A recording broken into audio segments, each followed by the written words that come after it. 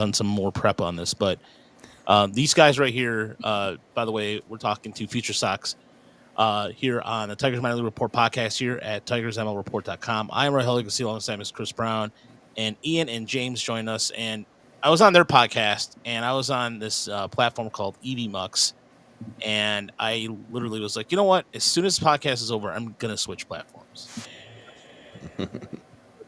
Oh, you disappeared. Here, To me at least, suddenly I couldn't hear you anymore. You sound a little underwater. I don't know. How about for you guys? Can you hear him okay? Nope. No? Okay. Oh. I heard him just there. Yeah, same here. All right. Is that better? That sounds perfect. Yep. Okay. I'm not sure what's going on there. All right. So that being said, so sorry about the rough beginning, but we're talking White Sox prospects here. I know it's a little late start time for us on the East Coast, but the Tigers are off tomorrow. They're not playing. They're not playing until Friday against the Yankees. And these guys, we wanted to accommodate them. Thanks for coming on. And Ian, this is your first time on the show. So, and James, this is your first time technically? No, I've been on before. It's been a while though. Okay. So that being said, Ian, we usually ask our first time guests a question. James or Chris, why don't you go ahead and? Oh yeah. We've expanded it to 2 now. But the first one is your earliest baseball memory. Sitting with my dad in our front room, at my house. I was maybe like 3, and I was watching Greg Luzinski on TV. The bull. Nice. Well, the other question is, who was your first kind of favorite player? Was it Greg Luzinski? No, I'd say probably Rudy Law, actually. Actually, Chet Lemon. Lemon was probably like my favorite one, who ended up with you guys. Yeah, that's it's one of the great trades in the Tigers' history. Not for the White Sox. Okay. I'm taking you were a Steve Kemp fan. No, I don't even remember him, so that tells you. Yeah. So in terms of the Tigers and what have you, with those that whole era of Sox baseball, I think that's one of the best jersey periods of time. The late mid '80s jerseys are one of my favorite White Sox uniform periods. Just Sox. I don't know why. Just I associate those old White Sox jerseys with the 1986 Topps series for some reason. They just go hand in hand, and I'm not sure why. I don't know if it's the font or what it is, or just that era, but I'm like, yeah, look at that, Harold Baines. Yeah, all I think about is 1983. That's the only thing I can think about. Yeah, that's the Lamar Hoyt Cy Young, right? Well, Yeah. Those are the ones that they've worn the last 5 years or so. Ian, they wear them a lot on Sundays, and is it only 5 years?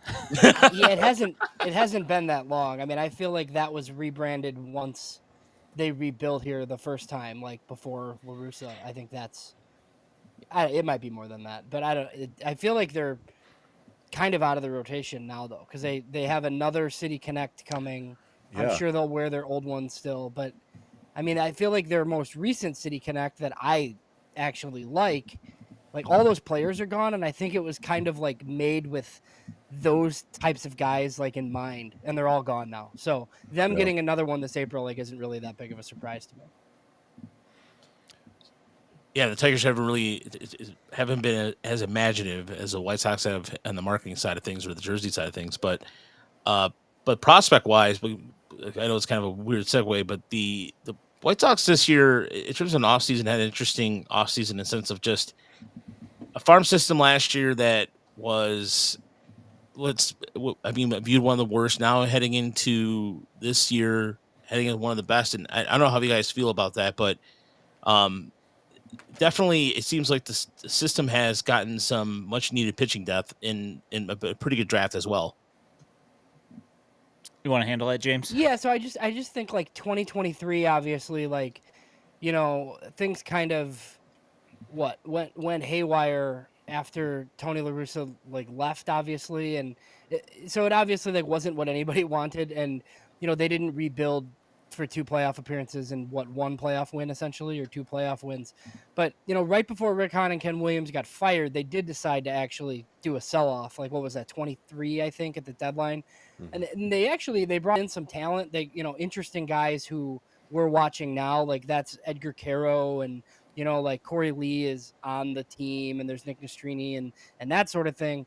Gets hired, and then it's like, just a true rebuild, dump everything type of thing. But right before that, I would say their farm system was like 30th, and then it kind of moved up to like maybe like 20th, and now it's 5, 6, something like that. I think it's pretty fair. It's been 2 at some places and 12 at other places, so we'll call it 5th or 6th. But yeah, I think it's been and they really haven't even made that many great trades, which is kind of the impressive. I think they've drafted fairly well, but we haven't seen any of the fruits of that labor yet, just because the guys aren't in the big leagues. But yeah, it's kind of amazing that they have 6 top 100 prospects, because Ian, I don't know if like the trade returns have been okay, but it's not like they've done that great. So they actually could be in a little bit better spot maybe. Yeah, I think the Crochet return was really good. I think pretty much everybody in White Sox fandom was pretty underwhelmed on what we got for Kopech and Fetty, and and even in the Dominic Fletcher trade, like nobody was really all that psyched about the return. I mean, I like Dom Fletcher. I just don't know that he's an everyday regular, and he's kind of proved that over the last year. We just lots of time spent in the minor leagues, and there's like the trade return really hasn't been that good. I think most of it's been through just really solid talent evaluation in the draft that's kind of filled out the depth, and then they got a couple of guys in the high end and in the Crochet trade that kind of helped boost them. By the way, Cade Cunningham just hit a last-minute shot for the Pistons, and so Nice. celebrating there in the comeback win over the Miami Heat. No, I was thinking about the Dylan Cease deal, which I think a lot of people felt it was kind of underwhelming there too. I happened to see Jairo Uriarte on opening day in West Michigan a couple years ago, and I thought he was the best player on the field. He's the best guy I saw that day, and so I liked him a lot. And I haven't really followed him much since then, but I was like, that's a big league arm. I'm not sure what his role is, but I don't know if anybody else from. Well, you got Thorpe, right? He was okay. So I mean, you get a couple pitchers, you see how it goes. Yeah, Thorpe is very controversial in like White Sox. I guess like it's just kind of he's a guy who's going to win differently than people are used to seeing, right? It's like a really good changeup in its command, and it was a ton of strikeouts in the minors. So I think me and Ian are both, I think he's going to be pretty good. But I mean, anytime a guy doesn't throw hard, it's like the entire fan base like questions whether it's going to work or not. Yeah, and the other guy that they got was Samuel Zavala, which he was kind of the last piece of that trade, and he had a really rough year last year with bat to ball. Well, actually, I should say this. I would say it is more a much more rough time with BABIP than it was actually bat to ball, because he did hit the ball and he walks a ton. I think he had 80 something walks last year. People were hoping to see, the big power numbers that he put up in A ball, but since he got promoted to advanced A with the Padres and now with the White Sox, the power kind of dissipated a little bit, and it just hasn't populated in advanced A yet, so we're just kind of waiting on that. Well, I will say like the role for Uriarte is very much uncertain. I think they obviously thought he could start, which is why they traded for him, but his stuff did kind of back up a little bit last year where it wasn't as explosive as they were expecting. And I think obviously you could just turn him into an 8th inning guy at some point and he could be that explosive again. But I think they were kind of banking on him being a rotation piece. He'll be at AAA Charlotte. So, we'll kind of see how that goes. The whole Dylan Cease trade for me, it was like very interesting because like I had heard like a couple days before then that teams were like finally upping there were really not great trade offers for Dylan Cease. And Brian Bannister's been on podcast this offseason talking about the Crochet return and said that there was never those types of position players offered in return for Dylan Cease. I think they really jumped at like the first pretty good offer they had because they were scared to death of bringing him into the season. Which, look, you can debate whether that was like the right strategy or not. But I think the first like pretty good deal they got, they took. Yeah, well, that makes sense. The Tigers went through something vaguely similar back in the day. In the comparison trade there was I guess the JD Martinez trade, where it just kind of came early, and the return was like, what? You couldn't get anything better than that. But they were like, yeah, Al Avila always said that was, there wasn't any interest there, and there'd been other people saying, it's not so true. But when you got to get these players moving, you got to do what you got to do, and I don't know, like. I do wonder how you guys dealt with last year, going so south so dramatically. Like, just lean into the minors and think of the future. Yeah, I mean, honestly, like we have a big league podcast on our feed, and like we always kind of joke about feeling bad for those guys. Like because we had storylines to talk about. Like we could just decide to not talk about the big league team and do other stuff on Sundays, which is fine, right? But Yeah, and there's big league topics and stuff that we talked about. But yeah, I mean, yeah, it was. I mean, I don't know. Like to me, it was. I mean, the worst part of it was just, the draft rules and stuff. Probably, oh Ian, god, right? I yeah. mean, because it's like, you're horrible, and usually you guys know, like it happens Yeah. sometimes. Like Yes. it's like okay, like hey, you shift as a fan, right? In every Right. sport, it's like okay, if we're not going to contend, then I want to be horrible because I'd like to pick higher, but they have the 10th pick in the draft because of the rules. So yeah, it was really strange because it was just like, okay, like I wasn't like losing sleep at night over my team losing, but there's also no light at the end of the tunnel because you don't get like the draft pick at the end. Yeah, I mean, it for us, the Tigers were awful. They had this terrible stretch in 2017, ended up with the first overall pick, and then they were absolutely horrible in 2019 and got the first overall pick again. And that it does make you like, all right, well, now there's something to look forward to. Dig super deep into this draft and find out everything about all these players, and then you're picking 10th, and you're like, well, who's going to be there? I mean, you try to figure out who's going to be there, but it's not nearly as fun. I feel Is that for you guys. Mize and Torkelson? Yeah, the way you do it. Although Mize has looked the best he's ever looked this spring, which is nice to see. Who knows with Torkelson? But the way I've always, not always, but recently, I've just saying, just pretend that Tarek Skubal, he was in that same draft. He was a ninth was rounder. 1-1. Yeah. Pretend he was 1-1 and Mize was the 9th rounder, and you're good.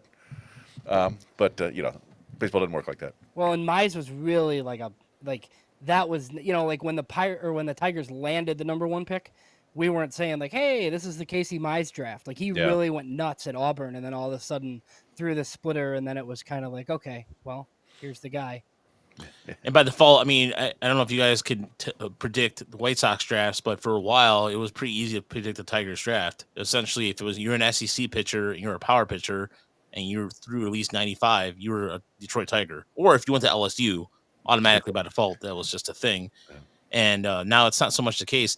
And speaking of development, though, in terms of shifting in development in the last few years, what have you guys noticed the most that the White Sox are focusing on? Because, for example, the Tigers right now are building out this pitching factory, and I know that the Cats over there is has done a good job with the arms. Is that the same situation with the White Sox where they're just trying to build like a pitching factory?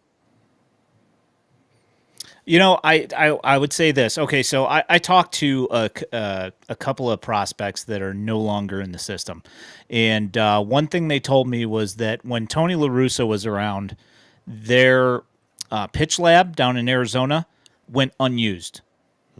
So now that you have the shift in the GM and the director of scout, of the minor leagues and all that stuff, and they're actually being allowed to hire people that work with analytics and biomechanics and stuff like that. It's starting to open that back up, and I think that on the pitching side, like they've had a pretty good run of just developing pitching. They've been pretty good at that. I think like the main thing that I'm starting to feel good about now is that they hired, like a guy on the opposite side of Brian Bannister on the hitting side, because that's the thing that they haven't been developing very well. I mean, we haven't had like any hitter come out of nowhere and be a like legit major league hitter in a while. Like I can't think of when was the last one you think, James? There's not one. I mean, Tim Anderson was a first round pick out of like Mississippi JUCO and hit probably what his 90th percentile outcome, but then it was very short lived. And that's a first rounder, you know, like, so yeah, no, it's been a while. It was like under Kenny, it was always reclamation. It was always like former first rounder Carlos Quentin who sucked, and then you got him, and then all of a sudden he goes on a heater for a year and a half. It was like a lot of that type of stuff. But yeah, no, they never developed their own hitters. And we'll, you know, if we come on this show next year, we'll have a better answer, I think, with Ryan Fuller of the Orioles took over as director of hitting. They've never had this position before. It's something they've needed for a long time, just like top down hitting philosophy. It's worked well on the pitching side with Brian Bannister. You know, I do think one thing about Chris Getz is I think he understands like the owner that he works for. Like they're not gonna, I don't want to say be able to, because it's like kind of a cop out, but they're not going to be in the market for premium pitching at huge money. So they have to draft it and develop it. So like, we'll see going forward, like, you know, there were waves of pitchers and there's 5 Tommy John surgeries maybe this spring. And it's just part of the deal. But I think they just know that, you know, your Noah Schultzes and your Hagen Smiths and those type of guys, like the White Sox don't have access to those players on the open market. So I think they've kind of shifted to where pitching's a priority. But they are doing a lot on the hitting side, and it has been a lot of, I think something that we've noted on our show, like a lot of the guys they've picked up, it's a lot more like bat to ball guys that also like work the strike zone. It's way less just corner power profiles, that sort of thing. So we'll see if that continues.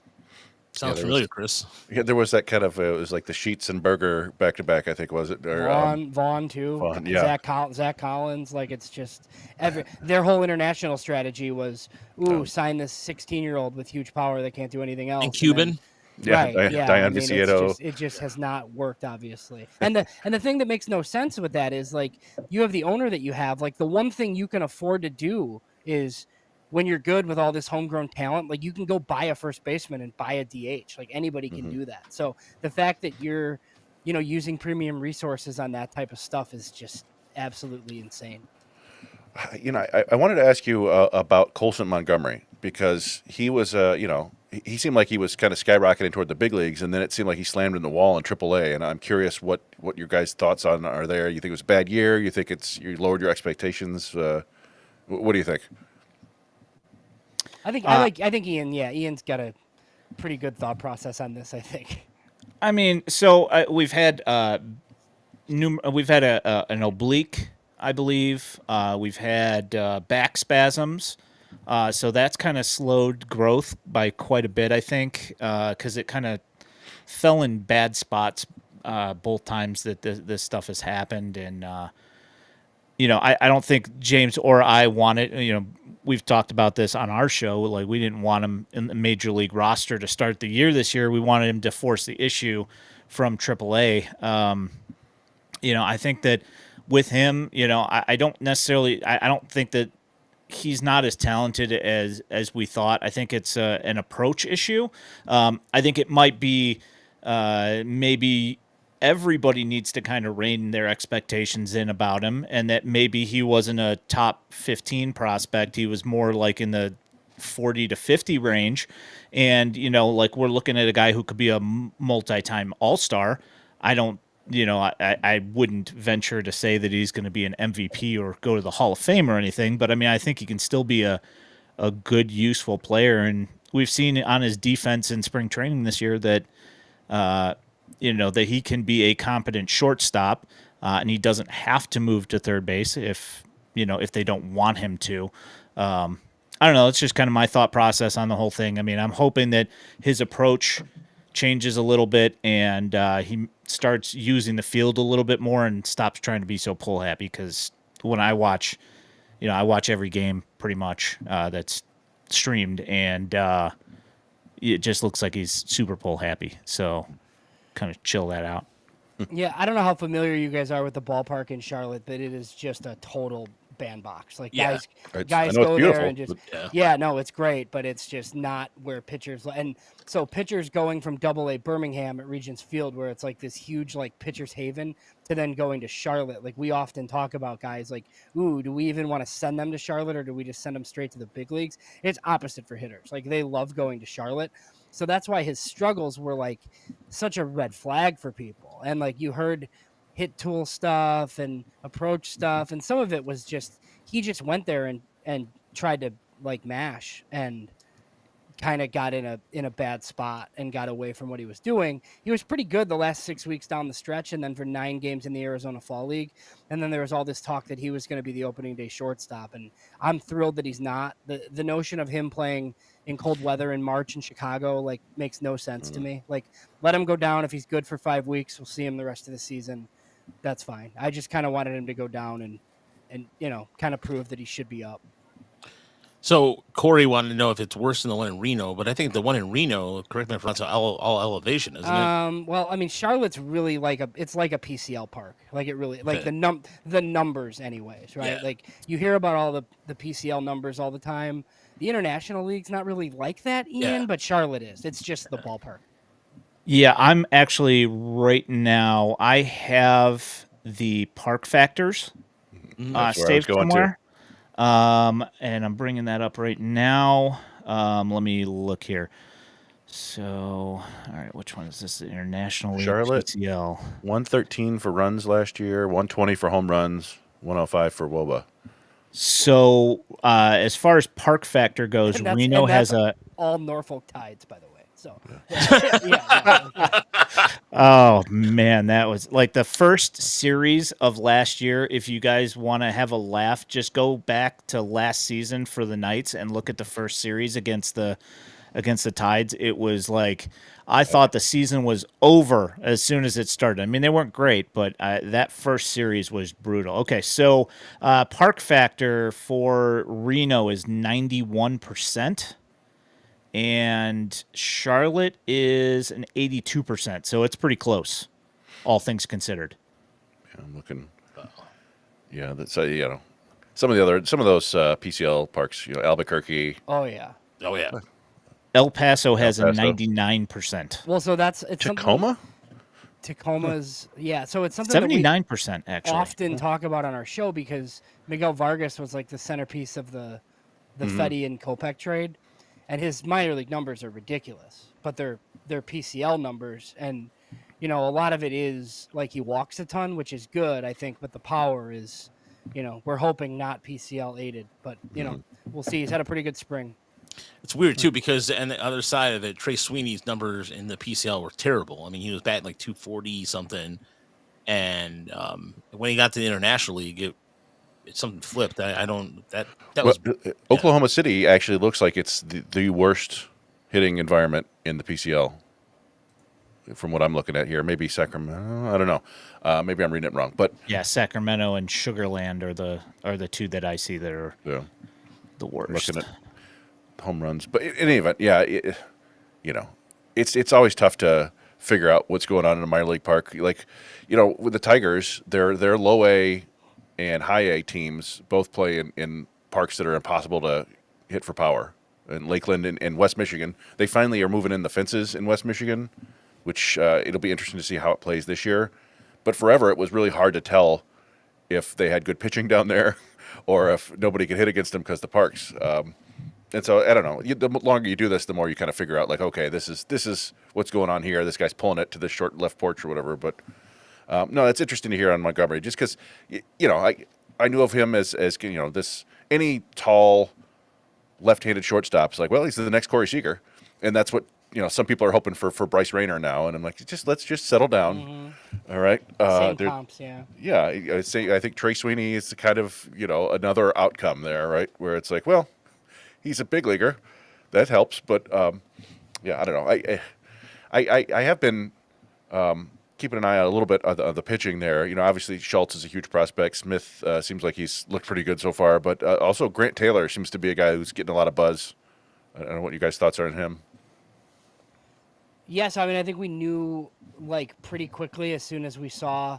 I don't think you haven't seen him in person. I haven't seen him in person, I saw the AFL, I think, but Yeah, so he just, I mean, you hear all the hype from, LSU and all this stuff was like, oh, he was going toe to toe with Skeens, and like mhm. how true that is, I don't know. But, they took him in the second round, and then he was ridiculous last year. And 19 in it, he had what, like 25 Ks and one walk in 19 innings, coming back from Tommy John. And then he like hurt his lat, and kind of missed the year, but they were like really careful with him. So I'm just curious to see how many innings he's going to get. He's probably going to either Winston or Birmingham, but if he throws 100 innings, he's going to be a top 50 prospect in baseball. I think his stuff is just that good. I mean, there's stuff in, Arizona where the people that aren't really as informed, right, are kind of like, oh, he should be their closer. Like, no, like he's, he stays in the rotation until he proves otherwise, right? But Yeah. you see him come in a spring training game and strike out 6 Dodgers, and, people are like, oh, who's this guy? And it's kind of like, well, we kind of know. If you're listening to our show, you kind of know who Grant Taylor is. Yeah, we know the feeling. Yeah. Yeah, his if you look at his metrics, like all the pitches that he throws, there's nothing under 2,500 RPMs. He's one of those guys that's just got, high RPM arm, and everything moves a lot, and he's got crazy extension on his pitches. And he's just he's kind of one of those freaks that's just in your face. And I obviously I can't say that he's Paul Skeens, but he's definitely got like that kind of same freakish, thing where he's just, the ball explodes out of his hand, and he's a foot. I think he's got like over 7 foot extension, from being 6'5" or whatever. It's like, like a foot over, like over his height or whatever. And, it's just and it throws 100 miles an hour. So, I mean, it's tough. So. You guys have heard, I mean, obviously, like following all the teams that you guys do, like as well as us too. Like you hear GMs after drafts, right, say the thing where it's like, oh, like we stole this guy. Like if he was healthy, he would have went blah blah blah, like all that stuff. Like with Grant Taylor, I think it's true. Like if Grant Taylor pitches his junior year at LSU, like he's a top 20 pick probably, because he would have looked like this and gone higher. And they just met the number and paid him, which I think is like a really sound strategy. It's just funny, I think, because, you're in the media room and it's like, oh, here's this scouting director again saying that they stole a guy. But this time I think they were right about it.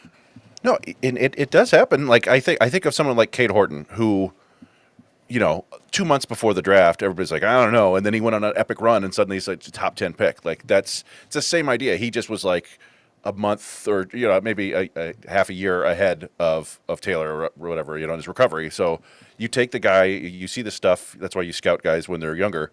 And yeah, I mean, that looks like it's going to be a pretty awesome outcome there. And from afar, I look and go, well, this could be a pretty horrifying pitching rotation in a couple of years if all these guys meet their ceilings or whatever. We know that doesn't always happen, but you build up the depth, and at least a couple of them are going to pop, and it's still going to be tough to deal with. Well, the Sox have a bit of a history of it under Mike Shirley, who's their current scouting director. So his first pick was Garrett Crochet. He picked him at 11. He didn't really throw much at Tennessee, and we're seeing now, right? If he did, he wouldn't have been available at 11. Like he just, he just wouldn't have been, right? And that's the type of thing Mike Shirley said at the time too. And what in a redraft, I think Garrett Crochet. I'd have to go back and look at the top, but I think he's probably 1-1 in a redraft, I would say, in 2020 as of right now. So yeah, I think if you go by WAR, it was like him and Detmers, and Detmers has kind of fallen off. Yeah, and I guess just from the outside, I remember thinking like, Crochet to the rotation. I don't think that's going to work. And then it was like, oh, I think we saw him on opening day. I'm like, yeah, this might work. Yeah, we said the same thing last year when they said that they were going to start him. Both him and I were like, this is probably not going to work. And it worked. I think opening day was Crochet and Scooble, right? Like that's kind of wild. So there's one prospect that we wanted to talk about that is a Michigan-based. That was the Michigan Gatorade Player of the Year, and Caleb. Is it Bonner? Bonner. Yeah. And I mean, this is a right-handed hitter, and it stands out because the Tigers are so left-handed heavy. So to see a right-handed in Michigan, come out of the state of Michigan to you guys with that bonus, what's the hype and buzz behind him? I think there's some. I just think like with the Bridge League now, it's like none of us have seen him, right? Like we've had, like we've talked to people who have seen him play on the backfields and like in these like Bridge League games, like after the Arizona League is done. I mean, look, they paid him $3 million in the second round, right? So that's like top 25-ish money. So I mean, they think he's going to be a stud. He's at shortstop for now. I think he definitely. Um, he stays on the dirt for sure. Like it might be third. I think what'll be telling early is so George Wolko is a local guy to us here, like Downers Grove, Illinois. So he was like slated to go to Arizona last year as an 18-year-old, and they quickly realized that it like wasn't really worth his time and sent him to Kannapolis as an 18-year-old. Mm-hmm. I'm curious to see where Bonhomer starts, right? Like if they send Caleb Bonhomer to Low A Kannapolis right away, I think that's an indication of at least like how they feel. And under this development staff, like they're not going to send a guy that doesn't have the makeup that can handle it there, right? So to me, it's like if that's where he starts, they think he has the makeup to handle it, and he definitely has the talent to handle going there. It's funny. Yeah, Wolko was the guy I was going to ask you about. In part because the Tigers drafted a kid from his school this last year in the 12th round, a kid named Jude Warwick, who I think was just kind of he didn't get a huge bonus or anything like that. But I'm like, oh yeah, and you can actually go online and watch Downers Grove games being live streamed. Like this is kind of wild for a high school. But I mean, I know he's a guy that people talk about how crazy like the power is, but I'm just curious if you think he's actually going to hit down the road. Again, I think that's I think that it's again like a process oriented issue. It's same as Colson Montgomery. If there was a point where George was brought up to Kannapolis and he was struggling for the first 2 weeks or whatever it was, and there were still a couple of hits and whatever, but the strikeout rate was ridiculously high. And one of the roving instructors came and talked to him and worked with him for a little bit. And he changed his MO up a little bit and started going to left center field a little bit more and pulling it a little bit less. That's when he, I mean, I don't know if you've seen it, but it was all over social media. He hit like a 455-foot home run to center field, and then he hit a 475, 480-foot one the next night that went over the scoreboard against the Fred Nats. And it was like once that happened, then his whole game kind of opened up a little bit. And as you saw him go, through the schedule, I felt like he kind of got back a little bit more to that pull happy style that he had when he first showed up. And I think that that's when his numbers started to tank a little bit again. And I think it's just something that he has to work through. And if you watch spring training, the hits that he's only gotten 4 at bats. He's got 1 strikeout. He's got 2 singles, and he's got like a line out or a ground out or something. And the 2 singles were both to left field. So yeah, he's been hitting the ball like over 100 miles. And like 114 miles an hour. Yeah. I mean, yeah, he's an enormous guy for so young. You could dream one like this is a 40 home run guy if he puts it all together. Well, it's one of those things where he's not just this, he does walk and he has some defensive value. He just makes his outs are just, he strikes out. Like he doesn't make a ton of, it's not even a ton of like flyouts. It's kind of like he puts the ball in play or Ks. So it's got to come down. I mean, it can't be 40%. It definitely can't be 40% in low A. We'll see. We're hoping. He's super young though. I mean, he reclassified. So when they took him, he was like essentially just finished what it would have been his junior year, basically. So he's playing the whole year at 19 this coming year. Just turned 19. It looks like So that's exciting. We haven't even necessarily talked to you about the guys at the very top of the system. I feel like we should. We'd be doing disservice to people. So, Noah Schultz. He looks pretty damn good. I assume you guys have seen him a bunch. How good? He's a ace if he's healthy. I mean, we have no reason to believe that he won't be healthy, but I mean, look, it's pitchers, right? And he's a guy he has not had Tommy John surgery. So like it is kind of what it is. But I mean, yeah, as long as innings has always been the issue. So they, last year he was throwing 4 inning starts. He was like a Friday night college starter basically. And I think he threw like 90 or so.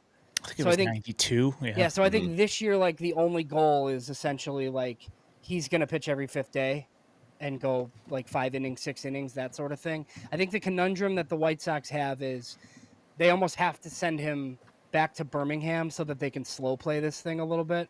Mm-hmm. Because if you send him to Charlotte and he's awesome, like all the calls are just going to be for, hey, why is this guy not in the big leagues? And they just, I don't like, I think he probably debuts this year, but it's going to be late. And you just kind of have to put the brakes on that a little bit because they have no interest in that happening really soon. And they really shouldn't, honestly.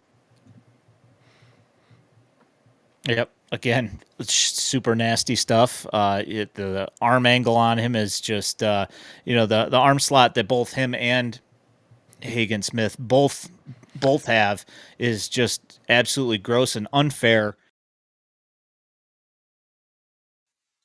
Well, I'm still sorry. No. I'm still figuring this out. Sorry. oh guys. yeah, totally fine, totally fine. I get it. It took me There we go. a few minutes to figure it out too. There we go.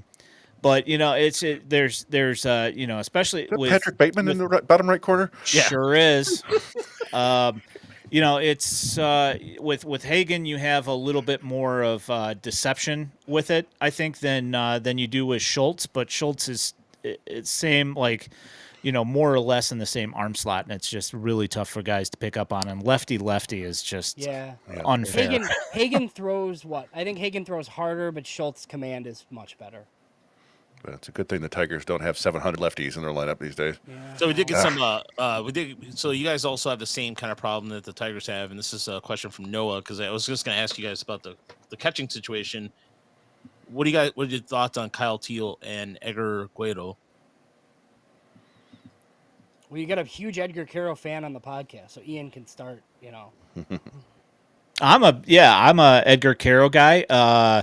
I watched Kyle Teal against, and this is one thing that I had mentioned to James before, is that I shouldn't necessarily bing Kyle Teal for the times that I've seen him, because I've only seen him against White Sox affiliates, and the White Sox affiliates pitching is generally pretty good. So when he was kind of getting manhandled against the White Sox affiliates, I should not necessarily hold that against him and kind of look a little bit more. But I like Edgar Caro a lot. I think that there's a really nice amount of power there.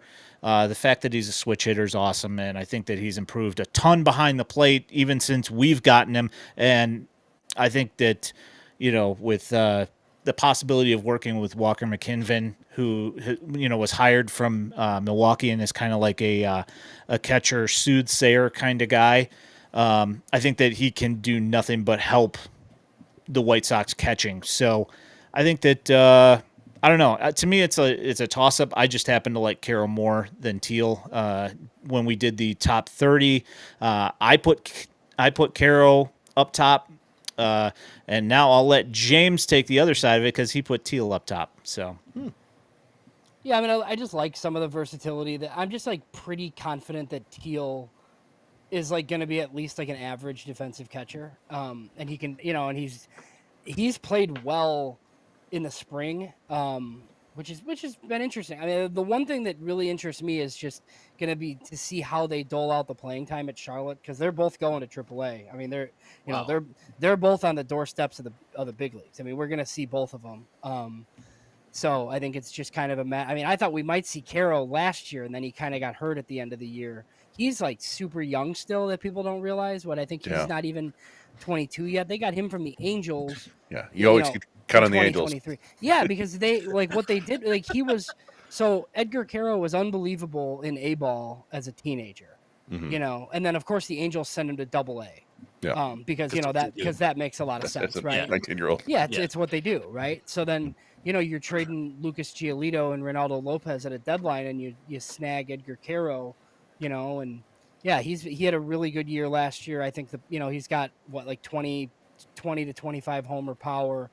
I'm just curious to see how much first base DH he's playing, right? How much first base DH Teal is playing, because it's not going to be a situation where like one of these guys is sitting all the time. They're both going to be playing. So just to see how they kind of do it. I mean, look, when you get, like that return, I think the only way for you to get two like top 50-ish offensive type prospects was to take the catcher back, right? So you got Teal and Braden Montgomery. So I think everybody was fine with it. And you figure it out later. But yeah, I mean, they're counting on these two guys to be pretty good. And I think we're going to see them soon. Yeah, because Kyle Teal, I remember for Portland in the Eastern League, just a pain in the ass. Just every time the Erie played Portland between the him and Marcelo Meyer, it was just everything was and hard. Anthony and Campbell. That was Yeah. a stupid team. That was such a ridiculous team. Mydroth. Yeah, oh yeah, you got my dress too. Who, I he forgot about that, walks yeah. 1,000 times a game. Yeah. It's interesting. Before the Angels went absolutely nuts with these fast promotions, I used to consider the White Sox kind of the most aggressive with promoting their draft picks, and I wonder if that's going to continue under Getz. Are we going to see Hagen Smith in the big leagues this year? Maybe, but it won't. It'll be like it might be one of those things where it's like, hey, here's these guys like thrown out of the bullpen at the end of the year. They're going to be in the 2026 rotation, sort of thing. But it's like well after you're like the worst team in the league, and you're just you trade whatever veterans you can, and then it's kind of like, hey, here's like glimpse at the future type of thing. But no, I'd be surprised if it was much earlier than like August, like something like that. And it won't be, the Kenny Williams, like, let's try to win a wild card White Sox, like he would be like in the bullpen in a couple of weeks, like he'd be in the majors right away for sure. Very good. Yeah, that's funny. But yeah, I get it. It's not like where the team is right now, it doesn't make a whole lot of sense to get that service time going or whatever. But you just never know. Yeah, the only other I was kind of curious. We've talked about the top guys. Who are like some of your favorite sleepers that maybe other people don't know about that you think deserve more fame, if you will? So I know Ian's got a few. I mean, not really a sleeper, but I do think like getting Braden Montgomery in the Crochet trade, I think is huge, just because like, we've talked about this theme of like getting undervalued assets a little bit. Like he didn't play at all last year. So like if Braden Montgomery doesn't get hurt at Texas A&M, like the White Sox might have taken him at 5 and not taken Hagen Smith. Like they were really interested.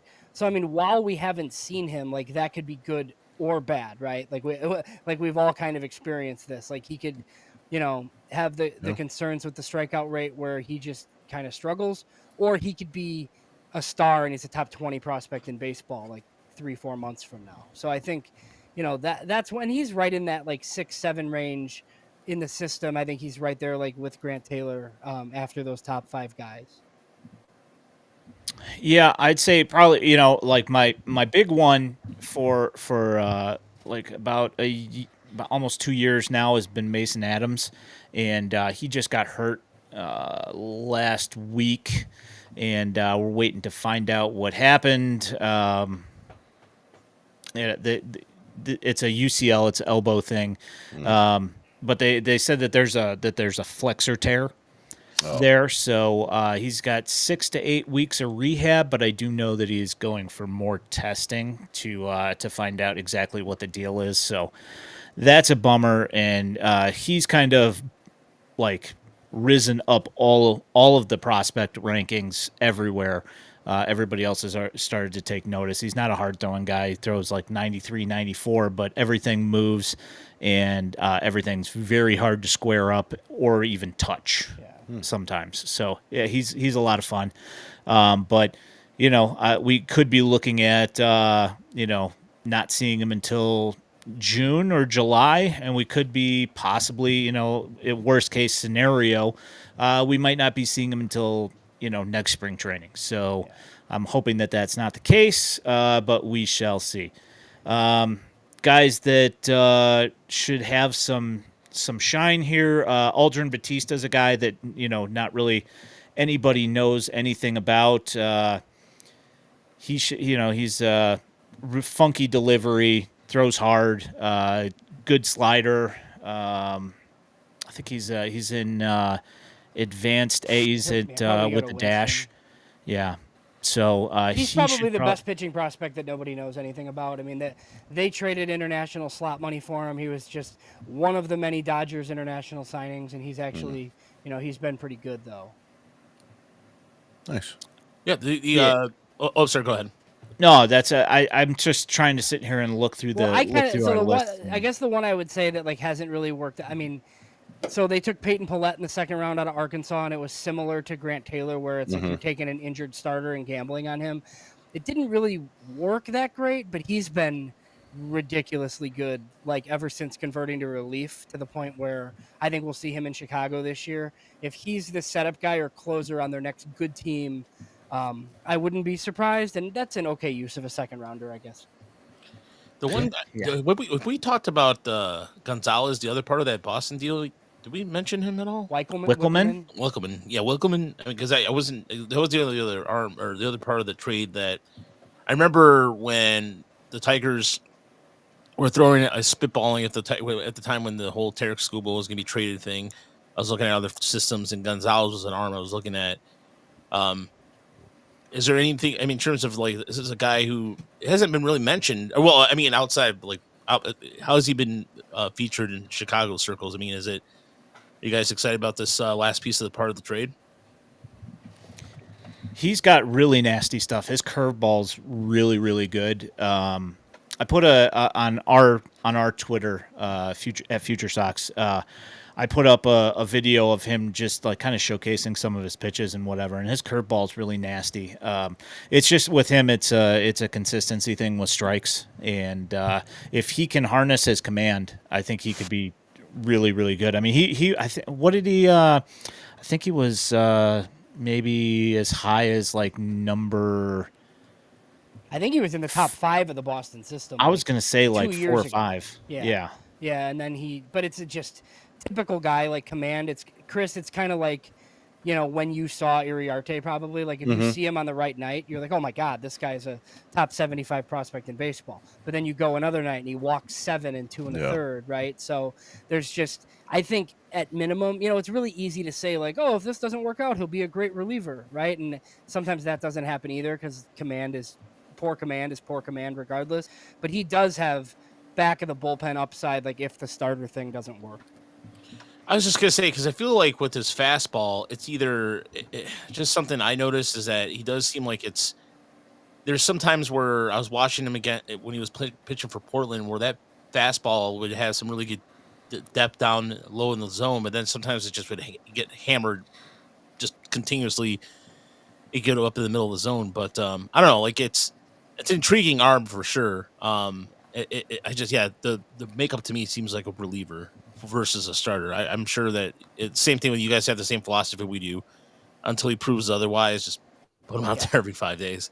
Well, that was the one thing that really intrigued me about the Crochet trade, right? Is that we were used to even the Jose Quintana like trade back in the day where you get Dylan Cease and Eloy Jimenez, and the back 2 pieces are kind of like nothing, right? This trade, like they got 4 top 15 prospects in this trade. I mean, Mydroth and Wickelman, like as piece 3 and 4. I was like, oh, that's like a really good package. And that was probably the price of poker. Like if you weren't going to get, one of those big 3 from Boston, it was kind of like, okay, well, we want the next 2 plus 2 more pretty good ones. And Boston was pretty desperate, but Garrett Crochet might win the American League Cy Young, so I think they'll be fine. Yeah. No, it's funny.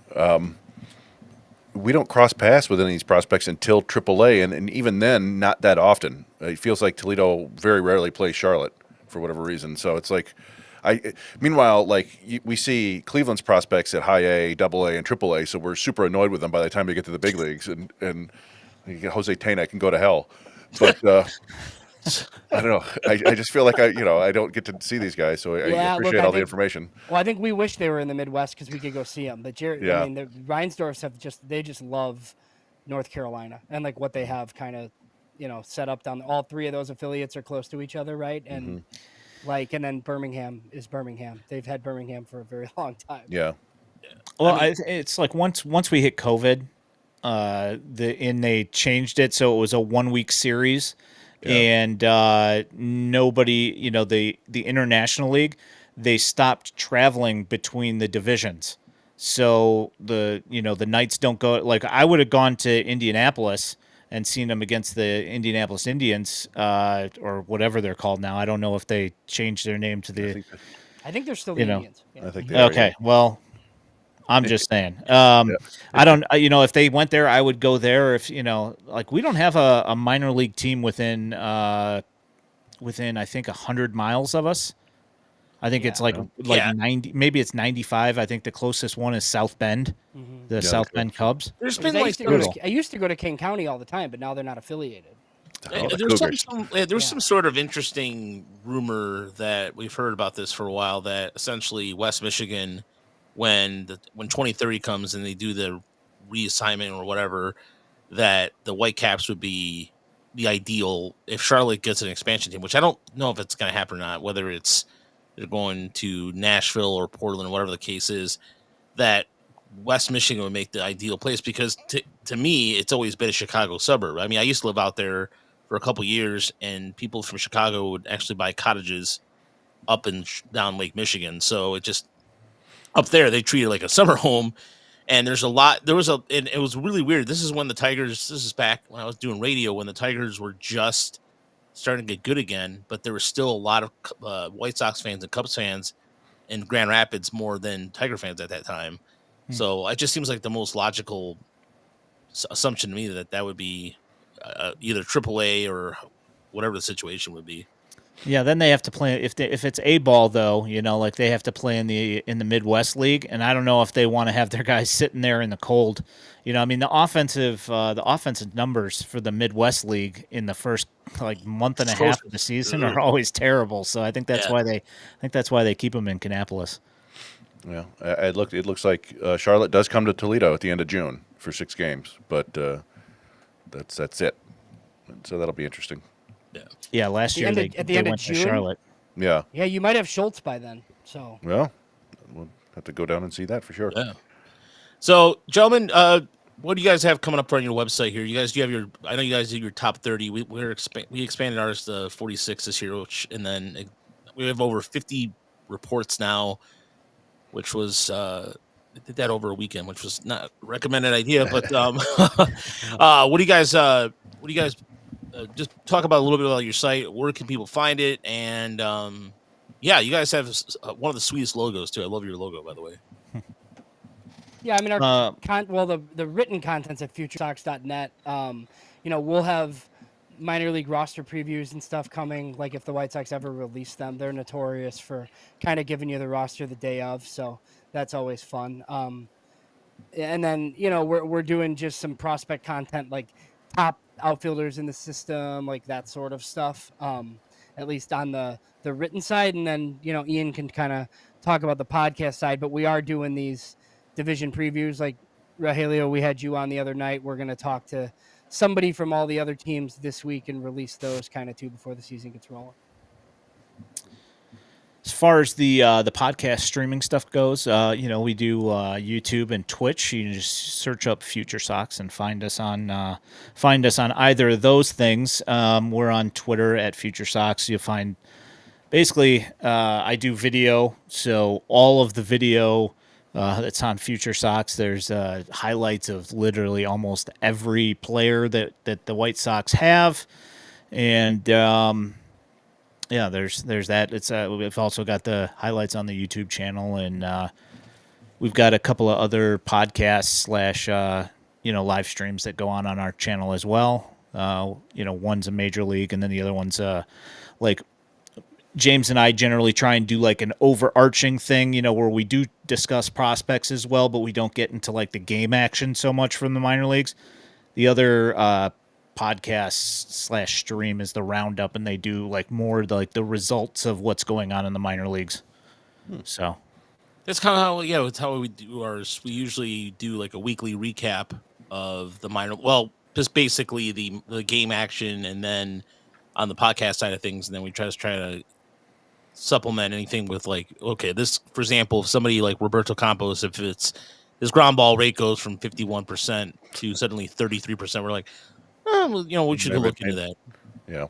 Yeah, and then our live looks as well. But thanks so much, gentlemen. We appreciate. Like I said, it's just you guys do a really good job of informing White Sox fans, but just good, overall good content. Again, I shared with Chris Ian the Hawk. Yeah, Yeah. that was Hawk picture. Hawk in a yeah. hat. I was like, yeah, it's like You got to be bleeping me. Yeah. Yeah, our emotes are fun. That is for sure. yeah. That's I mean, the only thing we have here is this is the Scott Harris drop we didn't play today. I think he's going to be just fine. That's our talk about Jackson Job there, but Oh. yeah, That wasn't about Javi Baez. No. And we also have the We didn't- the late great Jim Weber, the AAA announcer who passed away last year, in his famous call of Off the Frickers building. yeah. We have all the minor league announcers. Well, the only one we don't have is Lakeland, who moved on anyway. But so, but thanks again, guys. And like I said, you guys do like the future. Go on Twitter, do yourself a favor if you want to learn about the White Sox in 2 seconds. Just like the FutureSox does a really good job on Twitter, posting clips just as much as we do, and you guys do fantastic work. Thanks again, guys. Thanks for having me. Thanks, fellas. Appreciate it. Good to see you See guys. ya. All right. So, let's see here. Move the screen here. I just wanted to sit with you, Chris, a little bit and talk about no, it's all the spring breakout a little bit because we didn't get a chance to talk about that. I should have done Yeah. my nerdy take on the White Sox prospect Jake Eater, which was if he were in our system, or the Tiger system, I would have talked about this. There was an old Metal Gear game called Snake Eater, and there's like a James Bond style theme song, and it rhymes with Jake Eater, and it would be great. But anyway, the spring breakout was a hell of a lot of fun. We wrote an article about it. Our takes aren't necessarily any different than anybody else that you heard, but I'm always happy to talk about it because that was we got to see a lot of young prospects, and a lot of them performed well. Yeah, I mean the biggest takeaway was the rate that Bryce Rayner is a thing, and a glorious thing. And I say the glorious thing because it was just one of those things where his first at bat, you're like, oh, all right, they'll do. And then the second at bat was even like the Jason Beck of MLB.com reporting that the 114 thing and ended up being legit. So Yeah, well, all right. So, whoa, all right. yeah, so isn't it cool? Like there's a lot of little cool little views things you can do. Let me zoom in real quick. The real quiet quick. storm. Yeah. Like, listen, I was as impressed with Bryce Rayner as anybody there. It was, after him mostly being a rumor, whispers of a Rayner in the East, having him come out and instantly, the first thing you saw was how quickly he got down the line, right? Like, there had been talk about him kind of gaining speed last year, but it was generally considered that he's probably average at best, and he looked like a plus runner. Which would be pretty enormous for everything, right? That's probably going to help you on defense and on offense. And then, the next two at bats, you saw, and we saw glimpses of that kind of power to the opposite field as a prep player. You could see it in clips from the National High School Invitational and various showcase events where his swing seems to be built to hit for power to the opposite field. And he's just one of those guys who, when he puts the ball in the air, it just keeps going. And then there was the scorched line drive. I color me skeptical. I'm still very skeptical that it was 114 miles an hour. You don't see guys do that. Right. We will know soon enough, right? Like, he's going to be in Lakeland. If he starts putting up like consistent 110 exit velocities, sure. We'll see. For now, I'm cautiously optimistic. Either way, he absolutely crushed that ball. And it was 96-mile-an-hour fastball, and his swing just looks beautiful, right? Like, he looks totally connected. You can watch in slow motion. It's just one of those things where his head is just looking right at the ball when the barrel meets it. That's how it's supposed to look. Yeah, I mean, that's for a taller kid. That's a really short loud swing content. too. Yeah, loud Yeah. content. Yeah. So, but the main thing, I just don't want to get too overheated, right? Like, Right. obviously, there's a lot of good stuff there. Our buddy Mark said he's already claimed he's the number one prospect in the system. I'm like, settle down, all right. Did we even see him face a breaking ball? I think he got like 6 fastballs. Maybe he caught a breaking ball or changeup, and I don't remember. But like he didn't face a lefty. Nobody challenged him inside. It's one game.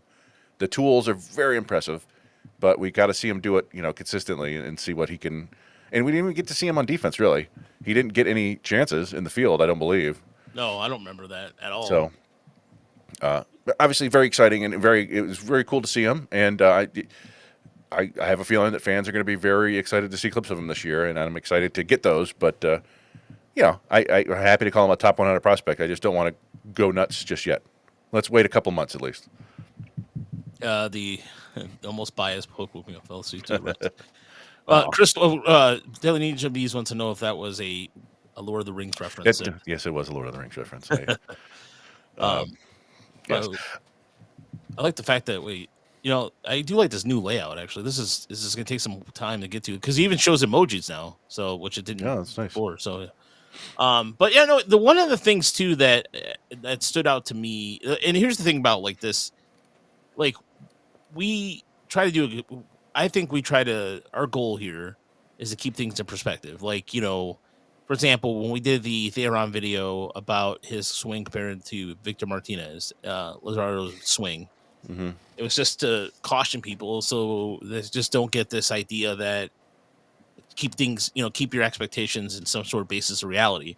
But the one thing about Bryce Rayner that stood out to me is that he didn't look overwhelmed at all. Like not at all. Yeah. He just looked like a natural.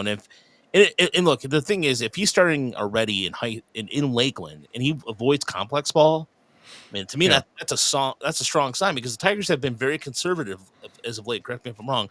The Goggles started in complex ball. Clark started in complex ball. Correct? They did, but they did that. That was after their draft year. So Yeah. they went their first full season. They went straight to full season ball, and I would expect Rayner does too. He was also a little bit older than he's like 19 and a half or whatever. But yeah, like just the way things worked out, they didn't really get a chance to send him there last year. But yeah, he absolutely did not look overwhelmed by the moment at all. And that was kind of consistent among all these guys. We talk about just how mature the approach is and the feel for the game is for all these kids. And we saw it all last year with Clark and McGonigal especially, just seemed to really understand the situation and understand what was needed. And so like, the bases are loaded here. I'm just going to make sure that I put this ball into play somewhere. Or they're going to work a really long at bat and make the pitcher work. And if they get their pitch, they're going to punish it. And we saw that from Clark McGonigal. We saw it from Briseño. We saw it from Lorenzo. It's really encouraging because you looked at this up, right? You were looking deeper into the walk rates and stuff. And it just is. It's not that long ago that the Tigers were fielding just a whole bunch of windmills all throughout the system and at the big league level. And they've finally gotten these guys with advanced approaches and a really good idea what they're doing at the plate. And it's obviously going to get tougher as they go up the levels, but it was a good sign of things to come, I think. Speaking of good things to come, by the way, I did want to point out probably the greatest ground out we've ever seen in our lifetime here, because I thought this was important to highlight. But check this out. This is so much easier to do the showcase thing here. Nice. So, all right, this is Kevin McGonigal playing third base. We're first like, okay, well, he's playing third. Then you see this, you're like, oh shit, okay, well, you see now why you see he's playing third. That was a good play, and I thought he was out personally, but that's that runner. Pipeline has him as a 70 runner, so he's among the fastest players in the Brave system. So for one thing, and this is I don't know what the distance on this throw is, 200 feet. We saw McGonigal play in the field a bunch last year in person and on tape, and he just rarely had to unleash his arm like that. And to see that, it's like, okay, well that's I don't really have any questions about his arm strength. So I don't see any reason why he can't continue staying at shortstop or move over to third base if he has to, and that's a pretty nice thing to have. As we've said all along, like if he does play second base, he's probably going to be an excellent defender at second base. So, yeah, I mean, there's not a whole lot that McGonigal can't do right now. He is a good player. He had a really nice, sharp opposite field single in the game. He's hustling. He's a good player.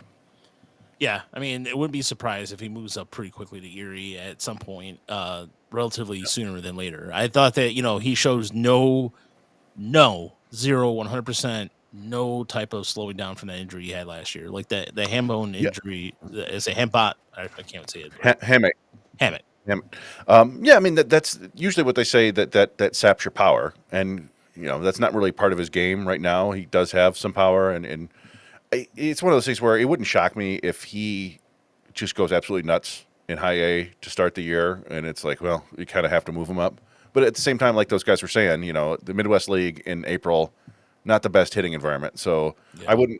I wouldn't worry too much if he's off to a cold start. I think once we get to May, things are going to heat up pretty quickly for McGonigal and Clark. Yeah, and by the way, the injury list came out today with minor leaguers. So the one thing I did, and I didn't tell you this because I was so busy today with my day job, I breathed a sigh of relief that Rainer Castillo was not on there. Okay, Yeah, like I know that's not because we haven't seen him all spring. We haven't seen him. his name was on the list once, but we haven't seen him was pitch yet. Yeah, And I think part of that is his age. We haven't. He's still 20, right? Or has he turned 21 now? He may be 21 now. I think he's just turned 21, maybe. But he has relatively few innings in pro ball, and they don't seem all that inclined to push their youngest pitchers, right? We haven't seen Owen Hall. We haven't seen Ethan Scheffelbein. Unfortunately, Zach Swanson's injured, and Andrew Dunford from last year. A lot of the high school pitchers, Jenk Diaz, haven't seen him. Haven't seen Paul Wilson. So, I think it's just what they're keeping the younger pitchers together, and putting and they have enough depth to get away with it. We've seen. Right. And we saw Tanner Colehip a little bit. He pitched. I don't think we've seen him more than once or twice. Dylan Smith has been getting a handful of opportunities and has looked good in most of them. So they have lots of different options. But yeah, it was good to see that Castillo's not hurt. I don't think it was the full injured list, right? Because if it was, then they're pretty lucky. There's only like 8 guys. But for whatever reason, I guess that the transaction list just had him. So. Jake wants to know what are the odds of the move of Clark and McGonigal the year together? Probably 95%. Yeah. The only situation where I don't see that happening is if one of them is injured. I don't think.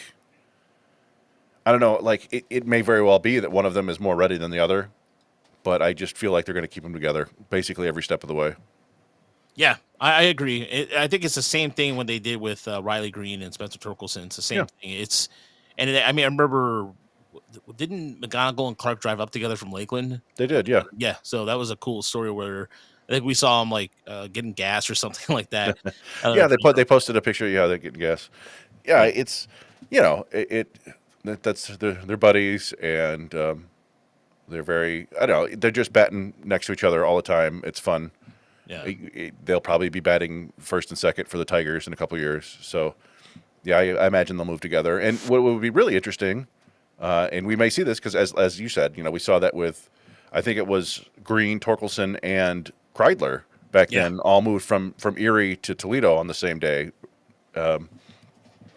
It wouldn't shock me if Briseño is moving right with them, because he's another guy that, really mature, impressive at bats. He walked twice and got a hit, and then I think he only struck out, and it was like an 8-pitch at bat where he just took a fastball down the middle. It was like but he also looked really good defensively at first base.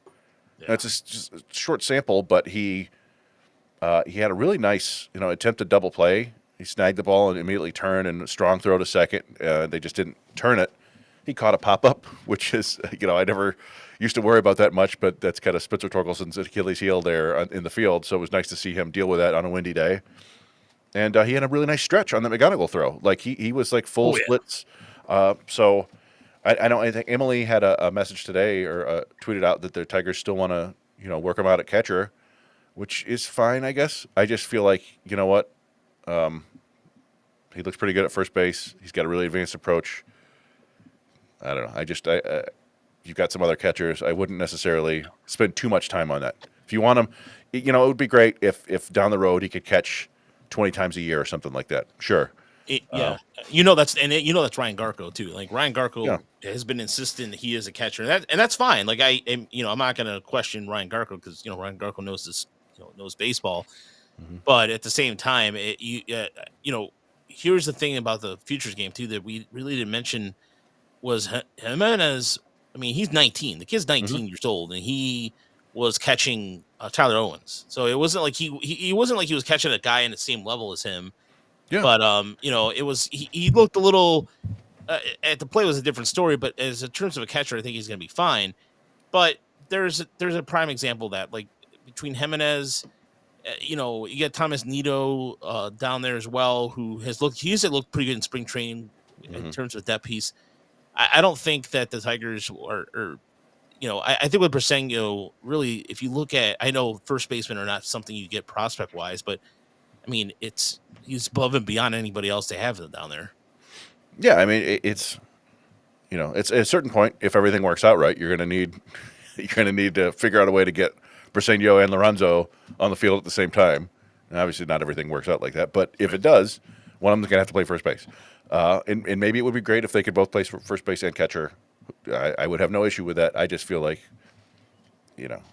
I just wouldn't necessarily spend too much development time on that aspect for Briseño. But, they seem to be doing a lot of good stuff right now. And catching is one thing that it can improve dramatically.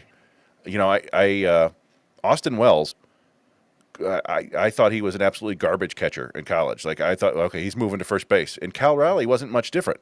And now they're among the best defensive catchers in Major League Baseball, in part because they're really good framers. So if you can just master that part of it, it's probably easier said than done, right? But if you can become a great framer, more power to you. So, no, I mean, Austin Wells has come a long way. Because I watched him when I went down to Lakeland a couple of years ago, on my first trip to Lakeland, when I went to go see when I hung out with Kean, he was down there. I think it was just after he was drafted. It's night and day. Like, he has become like the Yankees. I forget, again, we were so Detroit Tiger centric, but then you realize too, some organizations are really good at developing catchers. The Yankees are one of them. And Austin Wells in terms of just even how he receives the ball, it is night and day compared to when he was down in Tampa. So that's you're absolutely right. That's a good call out there, because the Tigers right now are in the process of identifying, or in an identity of, we know for pitching. Now it's like, can they do the same thing with catching? And there's by the way, I posted something about Brian Pena getting the call to be part of the bench coach for Dominican Winter League. And there was a guy in Spanish who commented, and he goes, "Oh, how ironic. One guy who doesn't know how to catch teaching another guy not who doesn't know how to catch to catch." And I was like, that's a dick move. And he said in Spanish, and I realized he was just trying, like, because Pena, I thought Pena defensively was a fine catcher. It wasn't. Yeah, he wasn't in the big leagues because he was a great hitter. Yeah, that's for sure. No, and no offense to Brian Pena. I mean, Brian Pena, good. I like to say he was, he was okay offensively, but like he was he was a solid defender, and there are more things that go into it to be a good catcher. Working with pitchers and being a leader and stuff like that. But maybe it's somebody who actually knows him and was just giving him a hard time. Who knows? Yeah, but bust the chops. Yeah. And also, everyone online is a jerk, so there's always that. But yeah, like I don't know. We've talked about Clark and McGonigal a ton, but again, it was fun to see them. Lorenzo had a double. Briseño did his thing. We saw Brett Callahan. We got to see him a little bit more. He didn't get rewarded for anything, but it was fun watching him. Roberto Campos had a couple nice at bats. Had one really hard opposite field single. Frangerber Montilla and Hao-Yu Lee both looked a little lost out there. Montilla more than Lee. Montilla just his bat doesn't look connected to his arms quite yet. I don't know. I felt that way at the end of last year, right? And then he turned it on in the playoffs. Like, it felt like he's got a mature approach and he works at bats. It just doesn't seem like he can put the bat on the ball all that well. And Lee, I think he actually did get a hit, I think, in the next spring training game. But he still was looking a little jumpy and really late on velocity, so they're going to have to figure something out there. But overall, go ahead. I was going to say, speaking of velocity, Jake Miller looked like he gained some velocity and was staying above 95, 96. Yeah, I remember a quote from last year from Andrew Graham. It was actually Joe, the announcer, was talking about, what Graham thought about Miller. And he said, I like him a lot more when he's throwing 95, 96 than when he's throwing 92, 93. And I was like, wow, that's refreshingly honest. It's true. His velocity does fluctuate a little bit. But yeah, he came out pumping 94, 96 sitting 95 that first inning. And I've always really liked the shape of his fastball. It seems like it's got some hop to it, and he hides it well. And then he showed, I don't know if it's two different breaking balls or just the ability to manipulate, but he's throwing his slider from like 81 to 86. I remember Emily saying he was working, or he told Emily that he was working on a sweeper, so maybe that's a slider or a curve and a sweeper. But he looks to have really good command of that, and I like his changeup a lot too. It doesn't always land it right, but it's like a pure downer changeup. Like it's weird. Yeah. It's almost like a splitter. It's just like boop at like 88. And so yeah, he's we started talking about him in the middle of last year because we're like, this is really interesting, and at times looking pretty nasty. And it's nice to see him get a little bit more attention.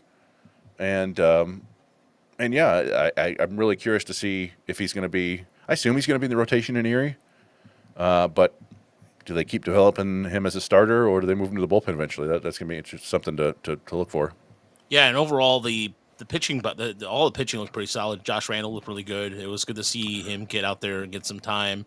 Jaden Ham made an appearance. He kind of at first kind of struggled a little bit, but he ended up settling down quite a bit. Yeah, I think he walked one, but got 6 outs in a row right after that. He just he got a wasn't little bit. He got a little squeezed too, didn't he? Yeah, and he wasn't terribly pitch efficient. But whatever. I'm not going to make too much of that.